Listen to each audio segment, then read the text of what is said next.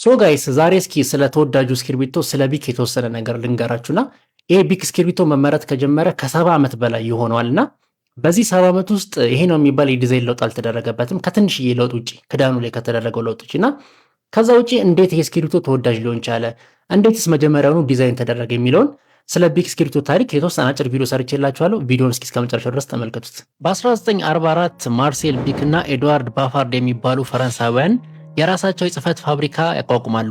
ታዲያ በ1950 ማርሴል ቢክ ላስሎ ቢሮ የተባለ ሰው የሰራውን ቦል ፖይንት የተባለውን የብዕር ዲዛይን በማሻሻል ሙሉ በሙሉ በፕላስቲክ የተሸፈነ መጻፊያው ብቻ በብረት የተሰራ ለእጅ ቀላልና አመቺ የሆነ በጊዜው ሰዎች በስፋት ይጠቀሙበት የነበረውን እርሳስን በዲዛይን የሚመሳሰል እስክርቢቶን ለመጀመሪያ ጊዜ በፈረንሳይ ያስተዋውቃል።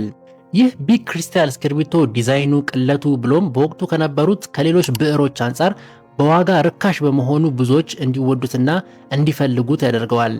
በዚህም ተወዳጅነቱ የተነሳ በአንድ ጊዜ የአውሮፓ ገበያን ተቆጣጥሮ አሜሪካንን፣ እስያንና አፍሪካን አዳረሰ። ከተማሪዎች አንስቶ እስከ ዋና ስራ አስፈጻሚዎች ድረስ በብዛት የሚዘወተር እስክርቢቶም ሆነ። ነገር ግን በተወዳጅነቱ መጠን ደግሞ አንድ ችግር ነበረበት። ችግሩም የቢክ እስክርቢቶ ክዳን ልጆች በተለይም ተማሪዎች አፋቸው ውስጥ ሲከቱት በድንገት አየር ቧንቧቸው ውስጥ እየገባ ለተለያዩ ሞቶችና አደጋዎች መከሰት ምክንያት ይሆናል። ታዲያ በዚህ ጊዜ ነበር በ1988 በተወሰነ መልኩ የዲዛይን ለውጥ የተደረገበት። እሱም የእስክርቢቶ ክዳን ላይ ቀዳዳ የተጨመረ ሲሆን ይህ ቀዳዳ ልጆች ክዳኑን አፋቸው ላይ አድርገው ቢመጡት እንኳን ወደ ጉሮሯቸው እንዳይገባ የሚያደርግ ሲሆን ድንገት ጉሮሯቸው ውስጥ ቢገባ እንኳን አየር በመሃሉ እንዲያስተላልፍና ሆስፒታል እስኪደርሱ ድረስ ከድንገተኛ ሞት እንዲተርፉ ያደርጋቸዋል። ይህም ቀዳዳ በአስገዳጅነት በሁሉም የቢክ ክሪስታል ምርቶች ላይ ተግባራዊ እንዲደረግ ተደርጓል።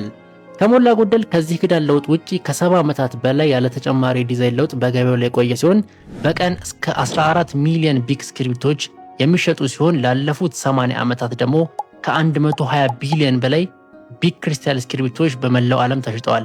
ይህም ሽያጩ በዓለማችን ላይ በከፍተኛ ደረጃ ከተሸጡ የጽህፈት መሳሪያዎች መሃል ዋነኛውና ግንባር ቀደሙ ያደርገዋል። እንደዚህ አይነትና ተመሳሳይ ቪዲዮዎች እንደርሳችሁ ገጹን ላይክ እና ፎሎ ማድረጋችሁን እንዳትረሱ።